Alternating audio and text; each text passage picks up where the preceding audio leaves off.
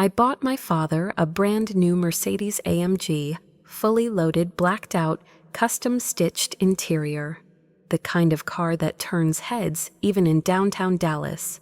It cost me nearly a year's salary, but it wasn't about the car. It was about something I'd spent my whole life chasing his approval. I told myself maybe this time he'll see me. Maybe this time he'll say he's proud. He didn't. What he did say, what he did, after burned so deep it cracked something in me that's never healed the same. But that wasn't even the real twist. The real twist was sitting silently in my purse the whole time, folded inside a white envelope. DNA test results that would detonate my entire reality.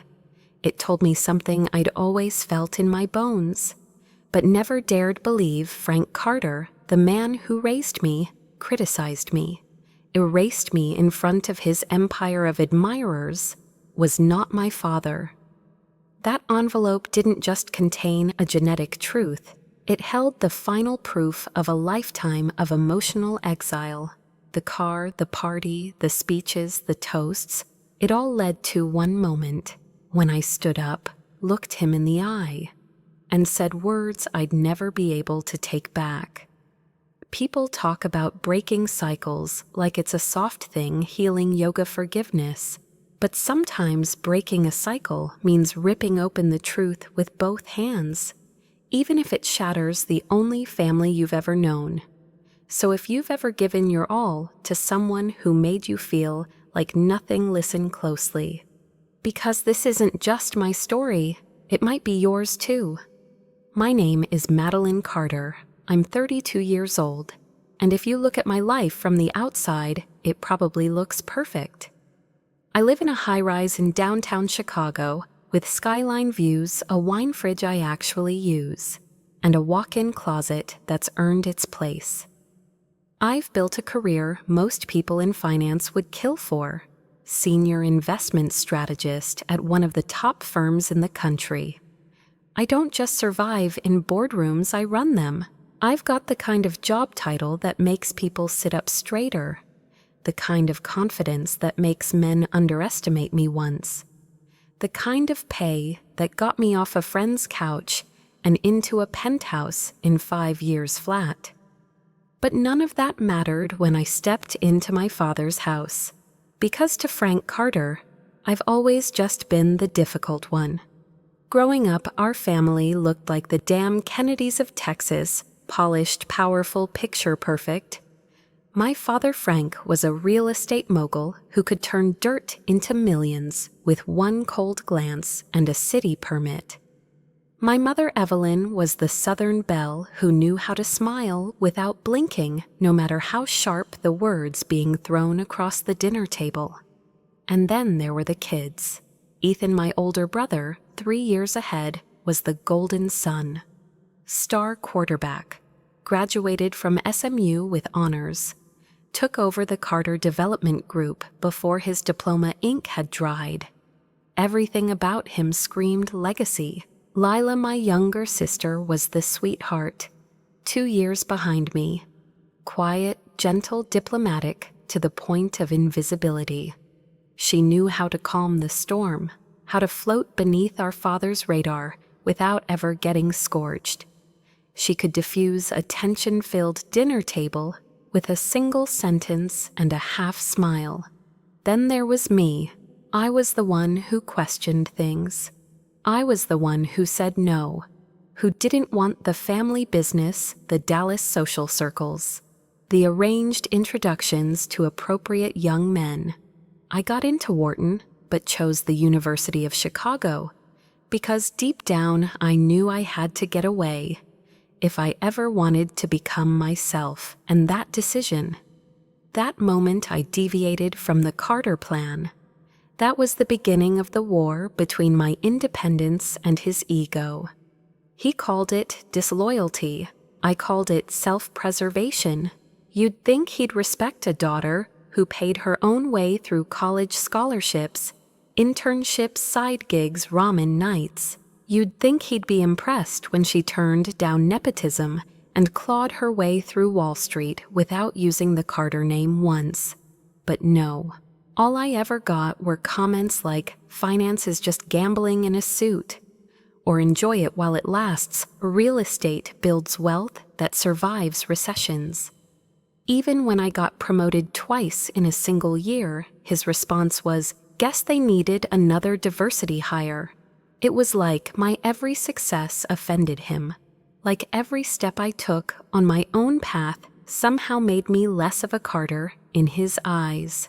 But here's the thing, I kept trying. I kept showing up to every family holiday with a forced smile and a bottle of overpriced wine. I kept dressing just conservatively enough, talking just politely enough, hiding just enough of myself, hoping maybe this time would be different. Spoiler alert, it never was. So when his 65th birthday rolled around and my bonus hit 6 figures for the first time, I did something that looking back now feels almost tragic. I bought him a car, not just any car, a matte black 2025 Mercedes AMG custom ordered with interior stitching that matched his college colors. The kind of car he used to talk about over cigars at the country club. The kind he'd never buy for himself, but loved to point out when others had it. I didn't buy it to impress him, not really. I bought it because some broken part of me still wanted him to see me, to choose me. And for a few seconds when he opened the box with the key fob, there was something in his face, a flicker, like pride, maybe gratitude. But it faded fast, and what he said instead. What he always said, "This is excessive, Madeline. What are you trying to prove?" He took the keys, parked it in the garage, never mentioned it to anyone, never even said thank you. That night, I lay in my hotel room, staring at the ceiling, clutching a glass of wine, and trying to tell myself I didn't care. But I did. Because that envelope, that DNA test I'd taken months before, just for fun, was burning a hole in my purse. I hadn't meant to find out. I really hadn't. It started as a curiosity, one of those ancestry kits. Find out if I had any Irish blood. Build a stupid family tree. A random Wednesday night impulse buy during a bottle of Pinot Noir and a break from client emails. But when the results came back, something was off. The Carter line missing. 0 biological match to Frank. I thought it was a mistake. I laughed. Then I panicked. Then I tested again, this time with real samples. Hair from my father's hairbrush after a weekend visit. Sent to a private lab, paid extra for a rush. The result was clear and final. Frank Carter was not my biological father, which if you knew our history would make way too much sense. But knowing it, holding proof of it, was another thing entirely. It reframed everything. Every cold comment, every dismissal. Every time he praised Ethan for something I did better, faster, younger, stronger. And it raised one question that kept me awake every night since, did he know, had he always known? And if so, was that why he treated me like a stranger wearing his name? At first I thought I'd keep it to myself, let sleeping lies lie. But sitting there in my hotel room, staring at the glow of the Mercedes keys on the dresser, I realized I couldn't, because I had been bleeding out for 3 decades waiting for someone to hand me a bandage. And now I had a scalpel, and for once I wasn't afraid to use it.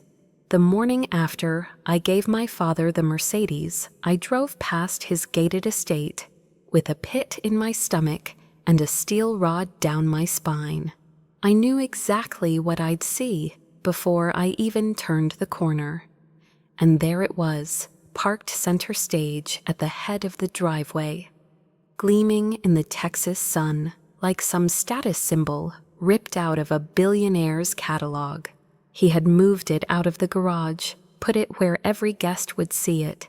Every business associate, every neighbor, Not a thank you card, not a single message, just strategic positioning. That's how he operated. Frank Carter didn't give compliments. He gave optics, and me, I was just a talking point, if that. The tension had always been there, silent, sharp, impossible to ignore, but now it had calcified into something else, something harder, something permanent. When I was 8, I made my first honor roll and came home beaming certificate in hand. He looked at it for 3 seconds before saying, "Only a 96. What happened to the other 4 points? When I was 15 and won a national debate title, he asked if I'd remembered to lose weight before the televised finals. When I graduated valedictorian and chose to attend University of Chicago over his beloved SMU, he shook my hand like I was a business acquaintance, not his daughter. That was Frank Carter's love language, correction. And correction was never about making you better, it was about reminding you who held the power. I still remember how during my freshman year internship, I called home ecstatic about shadowing a portfolio manager. I'd hoped he'd ask me questions, maybe even congratulate me. His response, "They're letting college kids sit in on meetings now, must be desperate." There wasn't a single accomplishment in my life that didn't come with an asterisk from him. And the wildest part, I still kept trying, like an addict waiting for one more hit of affection, even if it never came. People say daughters carry their father's legacies. I carried silence. The silence of being excluded from the family business dinners where important deals were discussed. The silence of watching Ethan receive public praise for simply showing up while I was critiqued for overachieving. Lila once told me, gently in her soft therapist voice, that maybe our father just doesn't know how to connect emotionally. That's a polite way of saying he didn't want to. Because I saw how he hugged Ethan in front of everyone, clapped him on the back. With real pride, even gave him his grandfather's Rolex on his 30th birthday. For mine, a gift card, still inside the CVS envelope. That wasn't emotional disconnect, that was intentional.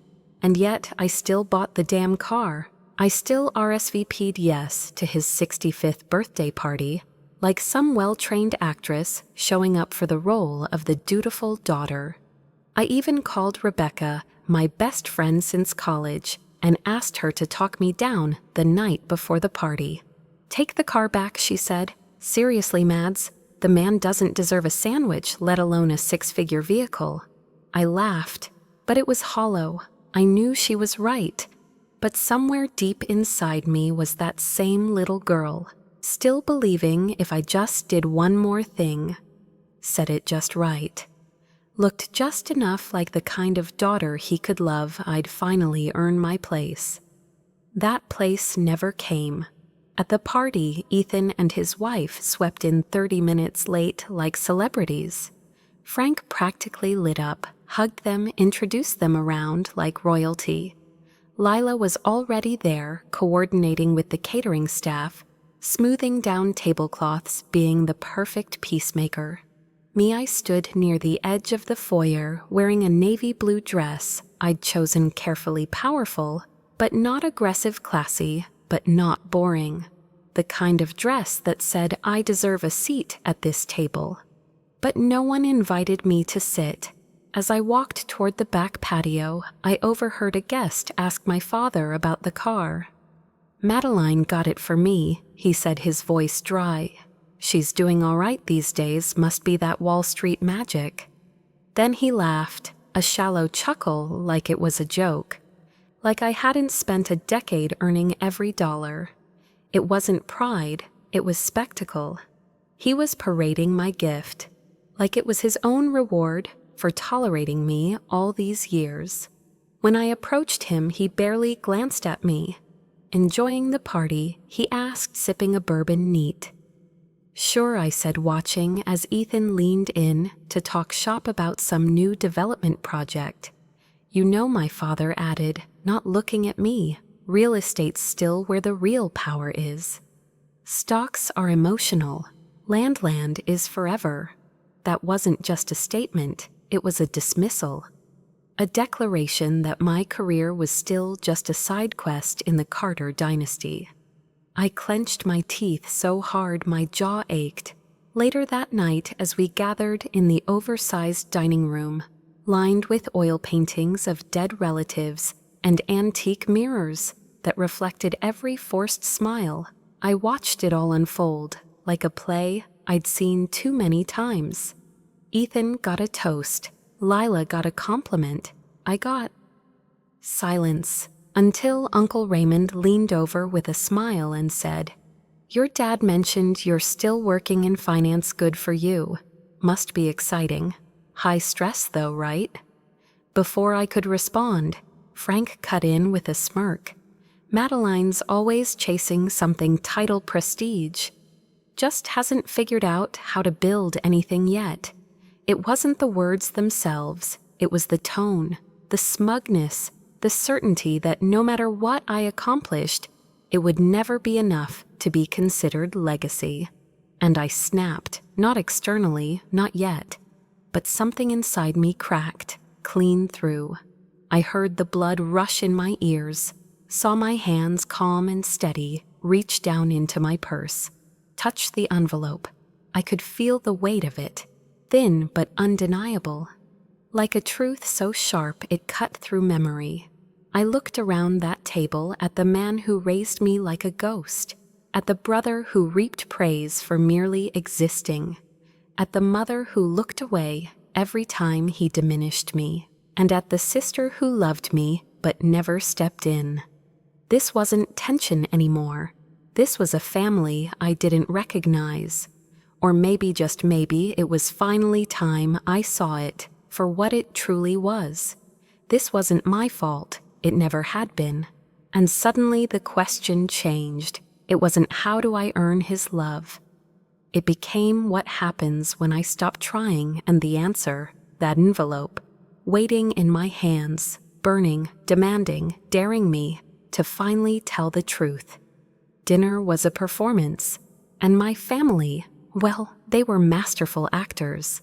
The dining room was a showroom of curated perfection, an oversized mahogany table that seated 20 but still felt cold, like a corporate boardroom pretending to be intimate. Crystal chandeliers, bone china, flower arrangements that looked like they cost more than my first apartment. Every detail was intentional, just like my father. Frank Carter didn't believe in chaos. He believed in image power control order. And tonight, this dinner. This was his kingdom. I found my name card 4 seats from the head sandwiched between some business associate from Denver and a second cousin I hadn't seen since high school. Far from Frank, far from Ethan, far from Matter. It was deliberate. He always orchestrated the seating chart like a map of significance. And my place, it said everything. Ethan, of course, was to his right, firstborn status guaranteed. His wife Rachel and their kids nestled in comfortably like a presidential family. Lila was on his left, close enough to whisper, far enough to defer. My mother Evelyn sat at the other end, silent, poised, and smiling, like someone holding a secret in her teeth. I took my seat, smoothing my dress, and steadied my breath. I hadn't decided if I was going to do it. Not yet. The envelope sat inside my purse, tucked beneath a compact and a lipstick I hadn't reapplied since cocktail hour. It wasn't just a test result, it was a detonator. And once it was opened, there would be no putting the shrapnel back together. But then he stood, bourbon glass in hand, smile calibrated, voice smooth like a speech he'd rehearsed all his life. "I want to thank each and every one of you for being here tonight," Frank began, his baritone drifting across the clinking of silverware. 65 years? It's a milestone, but what really matters to me is the legacy we build. And this table, this family. That's my greatest achievement. I gripped my wine glass tighter. Legacy, always legacy. He gestured toward Ethan. My son has expanded the Carter development name beyond Dallas. His new property in Austin Prime real estate bold vision. Just like we do it. Applause. He turned to Lila, giving her hand a squeeze. And Lila, what a woman. Balancing her new clinic work civic board service and still hosting family dinners with the grace of her mother.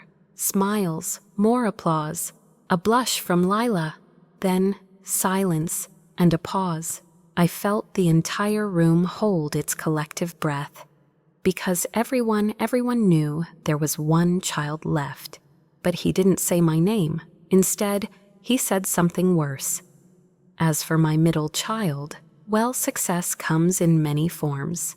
Some people chase titles, accolades, numbers on a spreadsheet. A few nervous laughs fluttered. I felt a vein behind my eye pulse. They call it ambition. He continued raising his glass again.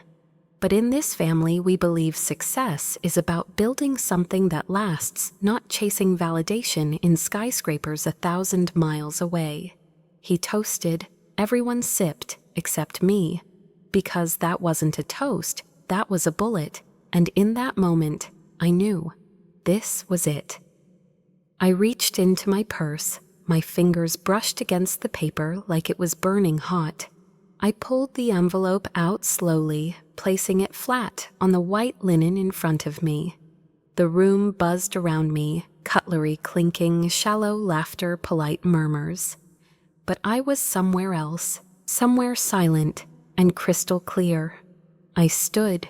My chair slid back its legs, screeching slightly on the polished oak floor. It was just enough sound to pull heads around. Conversations halted. Forks paused mid-bite. Even Frank stopped mid-sentence. I held the envelope in my hand, not shaking, not angry, just resolved. "Thank you for the speech," Dad, I said, calm but firm. "You've always had a gift for omitting things." He blinked. Someone coughed. I continued, stepping slightly away from the table. But tonight I thought maybe we could include a little truth for once. And then, without breaking eye contact, I laid the envelope in front of him. His brow furrowed. He didn't reach for it. Not yet. But he knew. Oh, he knew. I looked around the table at the extended family, the associates, the people who had seen me at these dinners year after year, shrinking into myself, smiling on cue, pretending it didn't sting. Every time he bypassed me like a ghost. "I spent my entire life trying to earn your approval," I said, my voice steady. "I graduated top of my class. I landed promotions without the Carter name. I built something real, something mine. But it was never enough." I looked back at Frank. "Because deep down you always knew, didn't you?" A wave of discomfort swept through the room. My mother's hand trembled slightly near her water glass. Frank's expression didn't change, but his hands clenched on the arms of his chair. "The test is in that envelope," I continued. 2 of them, actually. DNA matches, one from a lab, one from a government-verified database. And they both say the same thing: Frank Carter is not my biological father. The silence wasn't awkward, it was deafening.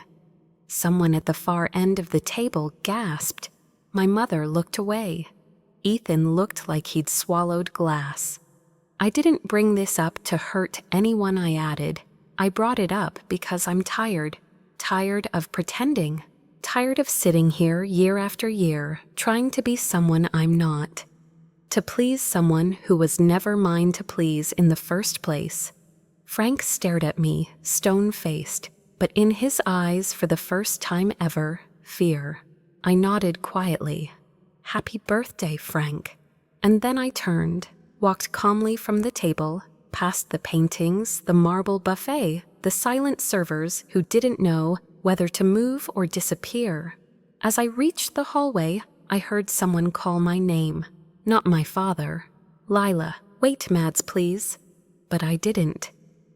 I walked out the front door and into the warm Texas night. The air was thick and soft, wrapping around me like a question I no longer needed to answer. The Mercedes sat in the driveway, still gleaming, still his, but not for long. I had kept the spare key, and as I slid into the driver's seat, I took one last look at the house, at the curated illusion of the Carter legacy, and hit the ignition. The engine purred, the gates opened, and for the first time in 32 years, I drove away, not looking back. Behind me, the man who raised me but never loved me. Ahead of me, the truth. And the road, finally mine. The silence didn't last long. By the time I reached the exit ramp off the interstate, my phone had lit up with 9 missed calls. 2 from Ethan, 1 from Rachel, 3 from my mother, 3 from an unknown number I had no doubt belonged to Frank's attorney. And then came the texts. Ethan, you crossed a line, Madeline. This family will never forgive you. Rachel, are you okay? Call someone. You shouldn't be alone. Mom, please come back. Not to the house. Just, let's talk. Alone. I didn't respond. Not yet. Not because I didn't want to, because I couldn't. I pulled into a downtown hotel, one of those sleek modern ones with glass elevators and pillows that smell like money. I parked the car in the valet circle like it still belonged to me. It didn't technically, but emotionally it never belonged to him. I walked in, booked a room under a different last name Keller. The first time I ever used it outside that envelope. The receptionist asked for my ID. I handed it over with the calm of someone on autopilot. 15 minutes later, I stood in the middle of a silent suite on the 22nd floor, staring out at the lights of Dallas as if they could explain what had just happened. They couldn't, because there are no lights bright enough to illuminate the cracks in a lie that deep. My family was imploding in real time, and I felt nothing, not relief, not rage, not even fear, just emptiness. Like I had finally evacuated a building I didn't realize had been on fire for years. I took a long hot shower, washed off the makeup, the performance, the pressure, scrubbed until my skin stung. I wrapped myself in a robe and sat on the edge of the bed, letting my phone buzz itself into exhaustion. 17 missed calls now, 28 messages. The last 3 were from Lila. Lila, Dad lost it, like, lost it. Lila. He opened the envelope in front of everyone. Lila, please tell me where you are. I need to know you're safe. Still, I didn't reply, because for once I wasn't the one who needed to apologize. They were, all of them. For making me doubt myself for 32 years. For turning love into a scoreboard. For acting like I owed them a performance in exchange for basic human dignity. And Frank was finally feeling what it was like to have the mirror turned toward him, to see himself without the filters, without the power, just a man screaming at the absence of control. And I didn't feel sorry, not even a little. Let them unravel. Let them sit in the mess I didn't create, but had carried on my back since childhood. Let them call the lawyers. Let them call the therapists. Let them finally call things by their real names. Because I wasn't playing the part anymore. I wasn't the one who had to explain. Let Ethan defend the dynasty. Let Mom reckon with the truth she buried like a landmine under my feet. Let Frank Carter, Texas, legend real estate mogul empire builder, figure out how to spin a family fracture he never thought I'd have the spine to expose. He could spin, he could scream, he could sue, but he couldn't undo it. The truth was out, and I was finally free. The next morning, I woke up to sunlight bleeding through the curtains. and the unfamiliar weight of something I'd never felt before. Quiet. Not just the absence of noise, the absence of guilt, the absence of needing to explain myself. I poured a black coffee and stood barefoot by the window, watching downtown Dallas stretch into the horizon, wide streets, glass towers, life, carrying on like nothing had changed, but something had, me. The truth was out now, and for the first time in my life, I didn't feel like I was carrying a secret someone else planted. I pulled out my laptop, logged into the private account where I'd stashed the results, and stared at the name listed under probable biological father. Victor Morales, 59 years old, mechanical engineer, San Diego, California. There wasn't much else, just a birth date, a college, a blurred photo from an alumni newsletter. But I knew deep down I didn't need more. I reached out through the most polite method I could think of, a short, carefully worded email. Dear Mr. Morales, I recently took a DNA test that connected me to you. I understand this may come as a surprise, and I don't expect anything from you. I'm not here to disrupt your life, but I do have questions. If you're open to it, I'd appreciate the chance to talk. Sincerely, Madeline Keller, formerly Carter. I signed it and waited. 2 days later, I got a reply. It was short, careful, but kind. Madeline, I received your message and needed time to process it. I had no idea, none. I don't know what I can offer, but I am open to talking. I'll be in Chicago next month for an engineering conference. If you'd like to meet, I'd be honored. Victor. I sat there for a full minute, rereading that word. Honored. No one in the Carter family had ever said that about meeting me. 2 weeks passed, and then on a Thursday afternoon that smelled like rain and clean concrete, I walked into a cafe near Millennium Park and saw him, Victor. He stood when I walked in, tall, gray, at the temples, nervous. I could see the recognition flash across his face. Not of me exactly, but something in me. The same eyes, same stubborn jawline, same tendency to shift weight, left when uncomfortable. We didn't hug, we didn't cry. We just sat and started. I never knew your mother was pregnant, he said, eyes fixed on his coffee. We dated in college. She ended it suddenly. Her parents didn't like me. I thought it was just another heartbreak. I nodded. She married Frank 2 months after that. He winced. He's the one who raised you, technically. What was he like?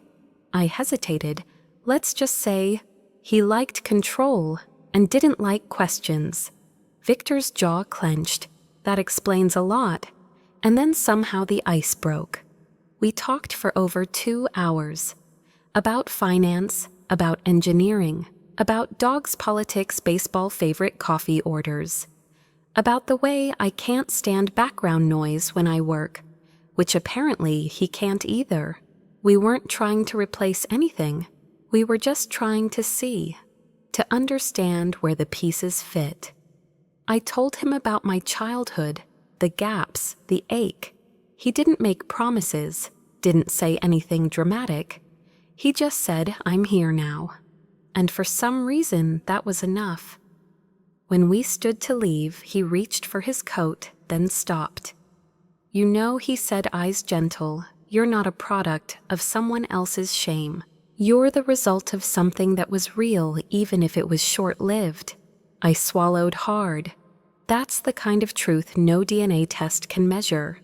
Outside the city buzzed with strangers and traffic and things that didn't matter, but inside something finally felt right, not fixed, not perfect, just real. 2 days after meeting Victor, I finally agreed to meet my mother. She'd texted almost daily since the dinner, each message more vulnerable than the last. At first, it was just silence-breaking attempts, I know you're hurt. Then came the unraveling. It wasn't supposed to come out that way. Please give me a chance to explain. I chose a quiet tea room tucked away near the Chicago River neutral ground. She arrived early.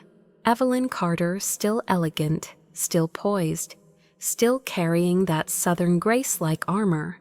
But this time it looked heavy. Her pearls sat slightly askew, her hands trembled as she reached for the teacup. I suppose there's no way to make this conversation less awful, she said softly. No, I replied, but we can start with the truth. She nodded, took a long breath. And then she told me about Wellesley, about Victor, about falling in love with someone her parents didn't approve, of someone kind, brilliant Mexican-American, and completely unsuitable for the Carter name. When she found out she was pregnant, her parents insisted she cut ties. They arranged the marriage to Frank. He agreed on one condition. He would raise the child as his own, but the past would be erased. That was the deal, she whispered, eyes glassy. He promised to love you like his own, but I think deep down he never could. I looked at her, really looked. For the first time, she didn't look polished or perfect. She looked like a woman who had spent 3 decades pretending a decision made at 19 would never catch up to her. And I saw something in her I'd never seen before. Fear, regret, maybe even love. Why didn't you ever tell me? I asked, quieter than I meant to. She swallowed. Because I was afraid of losing you. Because I thought Frank would come around. Because the lie was safer than the truth. We sat in silence for a while, both of us staring into teacups like they held answers. I failed you, Madeline, she said finally. I didn't protect you the way a mother should. I let you grow up chasing love you were never going to get. And I'm so deeply sorry. I didn't say anything, but I reached across the table, and for the first time in my adult life, she reached back. Not as Evelyn Carter, the wife, the hostess, the perfect matriarch, but as my mother. And for the first time, I let her. It's strange how clarity can make space for things you didn't know you needed. After everything collapsed, after the truth broke through like a wrecking ball, I didn't feel lost. I felt ready. I sold the Mercedes. I didn't list it online. I called a private buyer, handled the transfer quietly, and wired the money straight into a brand new account, one that didn't carry the Carter name. And with that account, I did something that no one in my family would have expected. I started a fund, not for profit, not for recognition, for women, young professionals, college grads, single moms, anyone who had spent their lives trying to earn validation in rooms built to shut them out. It was called the Origin Fund, because sometimes you don't get to choose where you come from, but you can choose where you go next. That small Act 1 wire transfer, one LLC filing changed everything. I shifted my focus at work, too. I stopped obsessing over making partner and started asking bigger questions. Who do I want to become? What does success mean if no one's left to impress? I said no to 3 high-stakes pitches in a row. I took a week off for no reason at all. I signed up for a public speaking course just because I wanted to be a better storyteller, not to position myself better with clients. And slowly my life began to reflect me. Not the me I had shaped for acceptance, not the version crafted from guilt and pressure and performance, just Madeline. And the most surprising part, Lila came with me. She flew out to Chicago a month after the fallout, booked a hotel, and showed up at my front door with 2 coffees and a folder of notes. I want in, she said, grinning. Not just the fund, you. That night, we drank cheap wine and talked for hours about family identity. What forgiveness really looks like when you're raised in a house full of secrets. She didn't excuse anything. She just chose me. Not out of obligation, out of love. We laughed, we cried, and for the first time in our lives, we met as equals, not as the peacemaker and the outcast, but as women rebuilding a legacy worth keeping. Some people believe that truth sets you free, but no one tells you what comes after.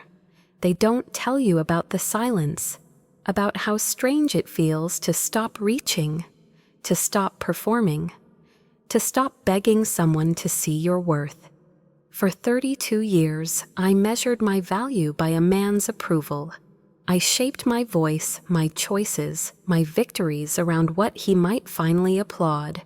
But now I know, the applause I was waiting for wasn't silence. It was my own voice, and it was always there. There's a grief that comes with walking away from a family narrative you were raised to believe in. It feels like betrayal, like abandonment, like failure. But in truth, it's liberation. Because sometimes the most radical thing you can do is walk away from people who only ever loved the version of you that made them comfortable. Not the real you. The real you, the one who speaks up at the wrong time, chooses a different path, says no when they expect yes, that version. She's not a disappointment, she's a survivor. I used to think forgiveness meant pretending it didn't hurt. Now I understand. Forgiveness can mean choosing peace over war, but it doesn't mean reopening the gates to people who only know how to burn bridges.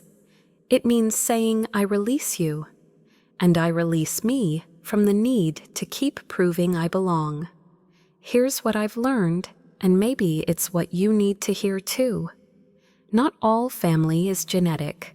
Sometimes the people who make you feel most seen are the ones you choose, not the ones you're born to. You are not hard to love. You just may have been raised in a place that made love feel conditional. Your truth is not too loud. It's the key to your freedom. It is not your job to fix someone else's brokenness, especially when it's used as a weapon against you. You are allowed to leave, even if they're family, even if it hurts, even if you don't have all the answers yet. The truth I don't regret telling them. I don't regret walking away. Because that little girl who sat through dinner after dinner, wondering what she had to do to be loved, she finally got what she needed. Not from Frank, not from Evelyn, not even from Victor, but from me. So if you're listening to this right now and your heart is pounding because you know what it's like to sit at a table and feel invisible, I see you. You are not alone, and your worth, it was never up for negotiation.